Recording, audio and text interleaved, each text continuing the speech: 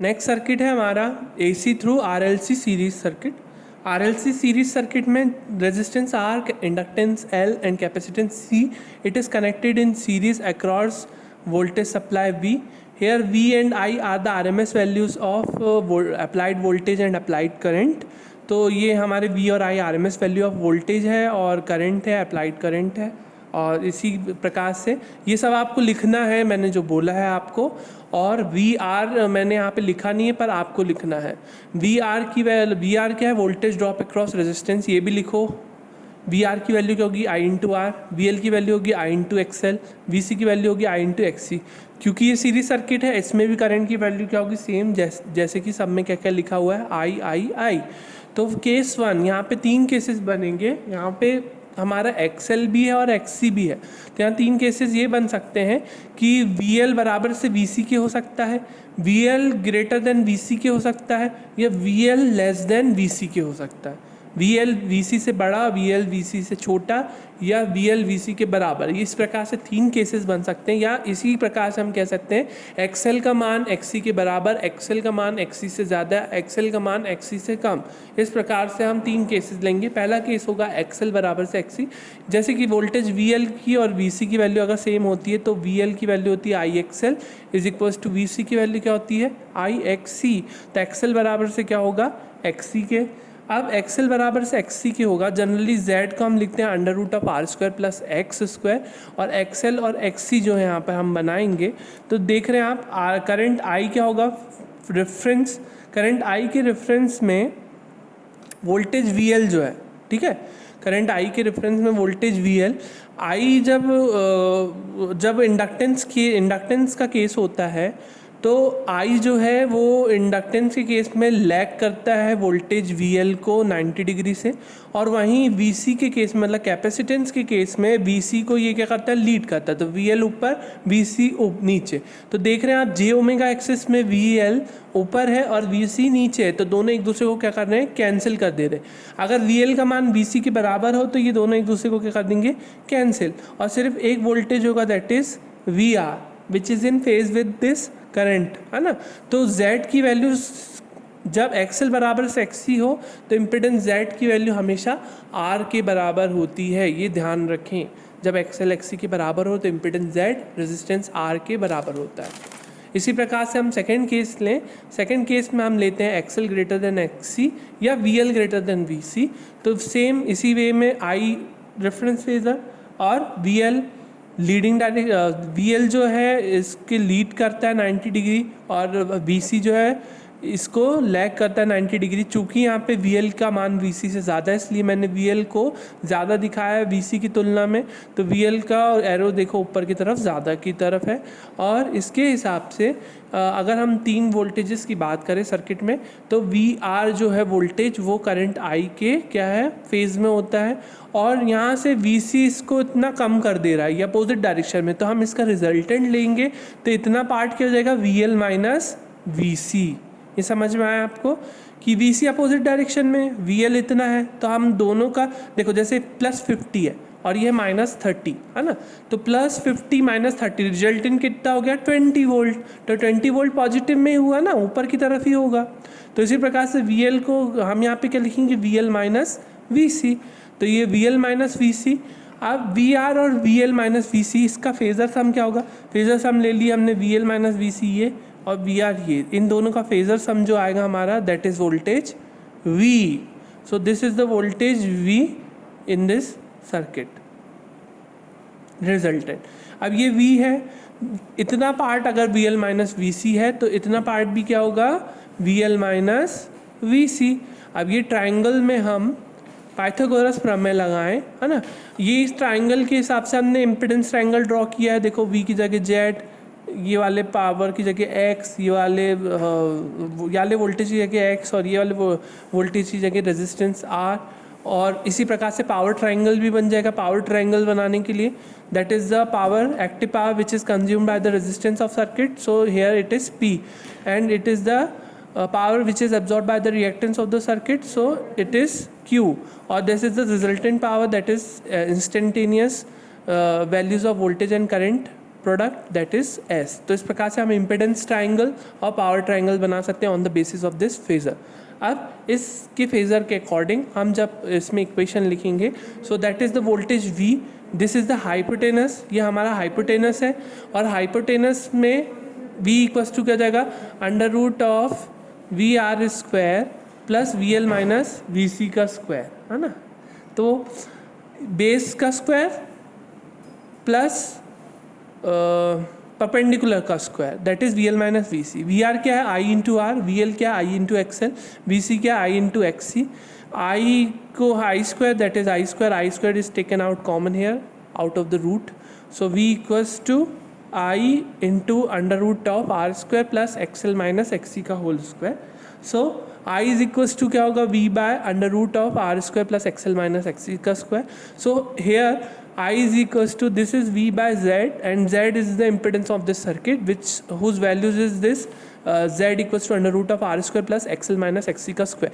ये हमने magnitude form में लिखा, पोलर फॉर्म हमें करना हो R एंगल फाई के टर्म में, तो हम Z की वैल्यू इस प्रकार से लिखते हैं। अगर हमें रेक्टेंगुलर कोऑर्डिनेट में अगर इसकी वैल्यू को लिखना है तो Z की वैल्यू हम क्या लिखेंगे, R plus J X L minus XC.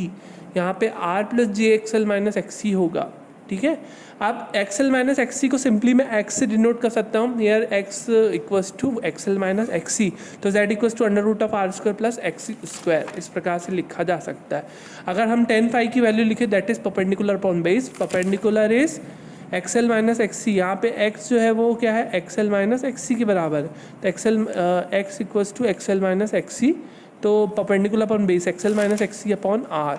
Cos phi को हम इसी प्रकार से आर बाय जेड लिख सकते हैं, कॉस फाई को हम आर बाय जेड लिख सकते हैं, R by Z is equals to under root of R square plus XL minus XC का whole square. Cos phi equals to R by under root of R square plus X square, इस प्रकार से लिख सकते हैं, where X is equals to X L minus X C. अब इस प्रकार से हम केस थर्ड लेंगे। केस थर्ड में हमने लिया है एक्सी ग्रेटर देन एक्सएल या B C greater than B L के होगा, तो एक्सी ग्रेटर देन एक्सएल के लिए फेजर इस प्रकार से बनेगा। सिमिलरली आई करंट जो है फेज होगा, रेफरेंस फेज़र होगा, इसके रेफरेंस फेज़र के बेसिस पे वोल्टेज वी आर जो है वो इन फेज विद वोल्टेज इस इन फेज विद दिस करंट आएगा वोल्टेज वी आर, क्योंकि रेजिस्टेंस के क्रॉस वोल्टेज है। वी एल जो है 90 डिग्री लीड करेगा, बी सी जो है 90 डिग्री लैग करेगा। चूँकि वी सी ज़्यादा है तो वी सी को ज़्यादा दिखाना पड़ेगा, हमारी नेगेटिव में वैल्यू ज़्यादा है that is V C minus V L, है ना। वैसे यहाँ पे भी एक ट्राइंगल बनेगा that is this one is triangle, है ना। अब इसमें हम जेड की वैल्यू लिखना चाहे तो लिख सकते हैं, इम्पिडेंस ट्रायंगल पावर ट्रायंगल्स का आप ड्रॉ कर सकते हैं, और इससे क्या लिख सकते हैं हम, Z equals to R plus J XC minus XL. ये हमारा रेक्टेंगुलर फॉर्म है। मैग्नीट्यूड फॉर्म में हम अलग तरीके से लिखते हैं जेड को। अब V equals to under root of V R square plus V C minus V L, हमने ये तो लिख लिया। अब यहाँ पे आई आर लिखेंगे हम, इधर आई एक्स सी और इधर आई एक्स एल लिखेंगे, तो I is taken out common from the root, और v इक्वल्स टू हम लिखेंगे i under root of V R क्या होगा, R square plus X C minus X L square, ये तो आप समझ गए होंगे। i equals to v by this या v बाय z, इस प्रकार से हम लिख देंगे। Impedance of circuit is equals to this one, tan phi की वैल्यू है x C minus XL by R, और cos फाई की value R by Z, cos phi R by Z है तो इस प्रकार से लिख सकते हैं, और x यहाँ पे क्या है, एक्स सी माइनस एक्सएल। इस प्रकार से इन तीनों सर्किट के लिए p की वैल्यू जो है वो वी आई कॉस फाई होगी watts, Q equals to V I sine phi ही होगा वी ए आर में, और S equals to V I होगा वोल्ट एम्पियर, है ना। वोल्ट एम्पियर वाइवा पढ़ेंगे नहीं तो आप इसे, वोल्ट एम्पियर, है ना। तो इस प्रकार से तीनों केसेस में एक्टिव पावर, एपरेंट पावर और रिएक्टिव पावर की वैल्यूज़ यही होगी। RLC सीरीज़ के बेसिस पे क्वेश्चन आपको दिया है कि यदि R, L और ये C इस प्रकार से श्रेणी में इस सप्लाई के अंतर्गत जुड़े हैं, तो इस स्थिति में प्रतिबाधा का मान, धारा सर्किट में बहने वाली धारा का मान, voltage across resistance, voltage across inductance, voltage across capacitance, power factor का मान, पावर फैक्टर एंगल का मान, एक्टिव पावर का मान, रिएक्टिव पावर का मान, एपरेंट पावर का मान, इस प्रकार से आपको पावर ये सब वैल्यूज़ निकालने बोल सकता है। आपके पास सारी वैल्यूज़ है। जेड इम्पिडेंस निकालना है हमें, तो Z equals to under root of R square plus XL minus XC का होल स्क्वायर हो सकता है, या तो under root of R square plus XC minus XL का होल स्क्वायर हो सकता है। दोनों की वैल्यू सेम ही आएगी हालांकि, लेकिन लिखने का तरीका इसी प्रकार से होगा कि जब हम एक्सएल का मान निकालेंगे, कैसे निकालेंगे एक्सएल का मान 2 पाई एफ एल से, तो 2 पाई इंटू एफ एल करें और एक्स सी बाय 1/2 पाई एफ सी करें, तो एक्स एल जो भी आएगा एक्स सी जो भी आएगा, दोनों में से ज़्यादा जो भी होगा उस हिसाब से आप एक्सप्रेशन को यूज़ करेंगे। अगर एक्स एल एक्स सी से ज़्यादा है तो हम जेड इक्वल्स टू क्या यूज़ करेंगे, under root of R square plus X L minus X C का होल स्क्वायर, और अगर एक्स सी की वैल्यू एक्स एल से ज़्यादा है तो under root of R square plus X C minus X L का होल स्क्वायर, ये वाला फॉर्मूला यूज़ करेंगे। तो इस हिसाब से z की वैल्यू क्या आएगी, इसका आंसर मुझे आप क्लास कमेंट्स में भेजें। और i की वैल्यू v बाई जेड से निकाल लोगे, वी आर की value i into R, V L की वैल्यू आई एक्स एल से, वी सी की आई एक्स सी से, कॉस फाई की आर बाई जेड से, phi equals to cos inverse करके, P equals to V I cos phi से, Q equals to V I sine phi से, sine phi की value है आपके पास, साइन फाई की वैल्यू आ जाएगी तो Q equals to V I sine phi की वैल्यू आ जाएगी। यूनिट सही लिखेंगे वॉट्स में, ये VAR में वोल्ट एम्पियर रिएक्टिव में, S equals to under root of P square plus Q square से भी निकाल सकते हैं, या S equals to V into I से भी निकाल सकते हैं, जिसकी यूनिट वोल्ट एम्पियर में आएगी। नेक्स्ट क्वेश्चन, यदि वोल्टेज सोर्स, इस प्रकार का वोल्टेज सोर्स अगर आर एल और सी जो कि श्रेणी में संयोजित है, उनके पार्श्व में अगर इस प्रत्यावर्ती स्रोत को जोड़ा गया है, तो इस स्थिति में आपको धारा के लिए समीकरण का मान ज्ञात करना है और पावर फैक्टर शक्ति गुणांक का मान ज्ञात करना और आपको एक्टिव पावर का मान ज्ञात करना है। तो ये आपको सर्किट डायग्राम बना लोगे आप इसके बेसिस पे। फिर उसके बाद ओमेगा यहाँ पे देखो, E T equals to V M sine omega T के फॉर्म में लिखा है, V equals to V M sine omega T की टर्म में हम देख रहे हैं से, तो ओमेगा की वैल्यू क्या लिखी थी 114। XL equals to 2 pi F L भी होता है और ओमेगा एल भी होता है, तो ओमेगा एल से आप एक्सएल की वैल्यू निकाल लेंगे 10 ओम, एक्सी की वैल्यू 1 बाय ओमेगा सी से निकाल लेंगे 50 ओम, तो एक्सी ग्रेटर देन एक्सएल है यहाँ पे, तो जेड की वैल्यू होगी इक्वल टू आर प्लस, ये हमने इसको किस में लिखा है देखो, रेक्टेंगुलर फॉर्म में है ना, तो रेक्टेंगुलर फॉर्म में भी लिख सकते हैं आप और पोलर फॉर्म में भी लिख सकते हैं। हालांकि मैंने आपको z के टर्म्स में नहीं दिखाया अभी तक, इसलिए मैं z के टर्म्स में आपको यहाँ पे सिखा रहा हूँ कि z के टर्म्स में भी लिखा जा सकता है। z के टर्म्स में मतलब आर रेक्टेंगुलर फॉर्म में भी लिखा जा सकता है। तो रेक्टेंगुलर फॉर्म में आप कैसे प्रोसीड करेंगे, z equals to R plus J X C minus XL, तो सारी वैल्यूज रख दोगे तो z इक्वल हो जाएगा 10 माइनस 40j, जिसको हम पोलर फॉर्म में ये लिख सकते हैं। तो आप z equals to under root वाला फॉर्मूला यूज़ करते हैं और 10 पाई का फॉर्मूला यूज़ करते हैं, वहाँ से z और फाई की वैल्यू निकालते। इससे अच्छा आप ये भी कर सकते हैं कि z की वैल्यू निकाल लो रेक्टेंगुलर पोलर दोनों में, तो आपको इकट्ठा इस तरीके से वैल्यू मिल सकती है। मैंने आपको मैनुअली तो सिखाया है कि हम rectangular to polar, polar to rectangular कैसे करते हैं।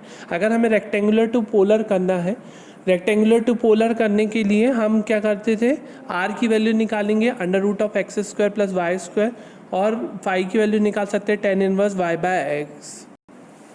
तो आर की value under root of X square plus Y square से हम निकाल सकते हैं under root of 10 square plus 40 square, तो 41 माइनस 2 आ जाएगी आर की वैल्यू। और फाई की वैल्यू हम जैसे निकालते थे वैसे ही हम निकाल सकते हैं 10 इनवर्स वाई बाय एक्स से, तो आप मैनुअली वैसे करते थे। और अगर इससे इसमें करना हो तब भी आप यूलर्स आइडेंटिटी का यूज़ करके R cos phi plus J R sine phi का यूज़ करते हुए आप पोलर टू रेक्टेंगुलर भी करते थे। परंतु हम इसको कैलकुलेटर से भी कर सकते हैं। कैलकुलेटर में ऑन बटन दबाएं, ऑन बटन दबाने के बाद मोड की बटन दबाएं, मोड में जाने के बाद एक COMP मोड है और एक CMPLX मोड है। तो CMPLX कॉम्प्लेक्स मोड के लिए हमको क्या दबाना है 2, तो कॉम्प्लेक्स मोड के लिए 2 दबाओगे तो ऊपर CMPLX लिखा आने लगेगा, देख लीजिएगा आप, ऊपर हमारा CMPLX लिखा आने लगेगा। अब इसके बाद हम 10 माइनस 40j है ना, हमारे पास क्या है 10 माइनस 40। अब 10 माइनस 40 तो हमने लिख लिया, जे कहाँ दिख रहा है देखना ध्यान से, ENG की जो बटन है दिखी, ENG के बटन के ऊपर आपको आई दिखेगा, तो ENG की बटन के ऊपर आई दिखेगा तो दबा दें, तो 10 माइनस 40 आई आ गया। ठीक है, 10 माइनस 40 आई आ गया। इक्वल टू का बटन दबाए, तो इक्वल टू का बटन दबाने के बाद 10 आ गया है ना। फिर शिफ्ट की बटन दबाए, शिफ्ट की बटन दबाएंगे तो ऊपर S लिखा आने लगेगा, सबसे लेफ्ट साइड में देखना आप, सबसे लेफ्ट साइड में S लिखा आने लगेगा। शिफ्ट की बटन दबा के हमें किसकी बटन दबाना है, R एंगल फाई की, प्लस के ऊपर देखो प्लस के ऊपर है हमारी आर एंगल फाई की बटन, है ना, तो प्लस की जगह हम क्या कर देंगे आर एंगल फाई, तो हमारा आंसर आर एंगल फाई के टर्म्स में आएगा, ठीक है, आंसर ग्रेटर देन, है ना। तो शिफ्ट दबा के आपने प्लस की बटन दबाई तो इस प्रकार से आया। इसके बाद भी आपको फिर से क्या करना है, इक्वल टू की बटन दबाना है। इक्वल टू की बटन दबाएंगे तो इक्वल टू की बटन दबाएंगे तो देखो क्या लिखा रहा है 41.23 आया, तो हमारा यही था 41.2 लिखा है मैंने। अब एंगल की वैल्यू देखना हो, एंगल कितना है, तो एंगल की वैल्यू को देखने के लिए फिर से शिफ्ट की बटन दबाओ और शिफ्ट की बटन दबाने के बाद फिर इक्वल टू की बटन दबाओ, तो हमारे पास एंगल की वैल्यू हो जाएगी दैट इज़ -75.96। तो आप इसको लिख सकते हैं -76 डिग्री। तो इस प्रकार से हम कैलकुलेटर से रेक्टेंगुलर से पोलर, पोलर से रेक्टेंगुलर करते हैं। अब वापस से कॉमन मोड में आ जाए, कॉम्प्लेक्स मोड में 2। अब हमें पोलर से रेक्टेंगुलर में लिखना हो, जैसे कि हमारे पास है 41.2। अब एंगल की बटन देखो कहाँ से आएगी, एंगल देखो दिखेगा आपको ये वाले माइनस के ऊपर, ये वाले माइनस के ऊपर, है ना, उसके ऊपर क्या है एंगल। तो शिफ्ट दबा के एंगल की बटन दबाएं, एंगल की बटन दबाओगे फिर क्या है आपके एंगल में वैल्यू -76, तो -76 करना हो, RCL की बटन गलती से दब गई थी मुझसे, तो -76 करोगे इस प्रकार से 41 - 2 -76, फिर इक्वल टू की बटन दबाओ। इक्वल टू की बटन दबाओगे तो आपका ये 9.967 इस प्रकार से आएगा। फिर शिफ्ट की बटन दबा के फिर इक्वल टू की बटन दबाओ तो -39.976 जी आएगा। तो वही 9.9 को 10 लिख दिया, 39.9 को 40 लिख दिया, तो 10 - 40 जे ये वाली वैल्यू किस में हो जाएगी हमारी रेक्टेंगुलर में। तो इस प्रकार से हम पोलर से रेक्टेंगुलर और रेक्टेंगुलर से पोलर कैलकुलेटर की सहायता से करते हैं। तो इस प्रकार से हम पोलर टू रेक्टेंगुलर और rectangular to polar using calculator हम करते हैं। अब हम क्वेश्चन में वापस से जाते हैं। क्वेश्चन में हमें देखो एक्सप्रेशन ऑफ करंट निकालना है, तो एक्सप्रेशन ऑफ करंट निकालने के लिए हमें आई की वैल्यू पता करना है। आई की वैल्यू क्या है, तो उस बेसिस पे हम करंट का एक्सप्रेशन निकालेंगे। तो आई इक्वल्स टू क्या लिखेंगे V/Z, इसलिए हमने Z निकाला। V यहाँ पे क्या होता है RMS वैल्यू ऑफ वोल्टेज। हमेशा हमें क्या देता था यहाँ पे डायरेक्ट 220 वोल्ट 100 वोल्ट इस प्रकार से दे देता था, परंतु यहाँ पर अभी इस फॉर्म में है साइन फॉर्म में, तो ये Vm sin ओमेगा t के फॉर्म में, तो ये Vm की वैल्यू है, voltage RMS value of voltage नहीं है। तो यहाँ पर हम I इक्वल्स टू V/Z लिखेंगे। V की वैल्यू यहाँ पे Vm/√2 और अपॉन में Z, तो 100√2 अपन 41.2 एंगल ऑफ 76 लिखेंगे। I की वैल्यू ये आ जाएगी, एंगल ऊपर जाता है तो पॉजिटिव हो जाता है। Im की वैल्यू यहाँ से निकाल लेंगे I × √2, I equals to Im/√2 होता है, तो I RMS की वैल्यू Im/√2 होती है, तो I इक्वल्स टू Im/√2 से Im इक्वल्स टू I × √2 की वैल्यू निकालते हुए 2.43 आ जाएगी। और IT का एक्सप्रेशन क्या होगा, IT का जनरल एक्सप्रेशन होगा Im sin ओमेगा t, तो Im तो आ गया 2.43, साइन तो साइन रहेगा यहाँ पर, ओमेगा की वैल्यू 314t है, परंतु यहाँ पे करंट क्या है लीडिंग है। देखो करंट का जो एंगल आ रहा है वो पॉजिटिव आ रहा है, मतलब करंट पॉजिटिव है, करंट लीड कर रहा है, करंट लीड कर रहा है तो +76 होगा। तो फाई इक्वल्स टू 76 है विद करंट लीडिंग। फाई की वैल्यू आ गई तो पावर फैक्टर की cos फाई से आप निकाल लेंगे leading power factor, active power की वैल्यू VI cos फाई से निकाल लेंगे, तो P equals to this much.